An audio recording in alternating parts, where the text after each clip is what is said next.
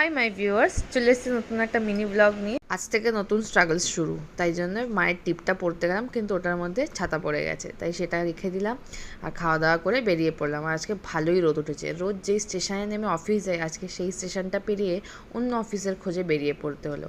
আর আজকে মেট্রো করে যেতে হবে, বিকজ অনেকটাই দূরে। আমার আশেপাশে, আমি যেখানে থাকি সেটার আশেপাশে অফিস একমাত্র যেখানে আমি কাজ করতাম, যে অফিসে ছিলাম সেটাই একমাত্র কাছে। বাকি সব অফিস একদম অন্য মেরুতে, মানে সাউথ আর নর্থ এরকম টাইপের। তাই আজকে মেট্রো চড়ে গেলাম ওই দিকের অফিসে।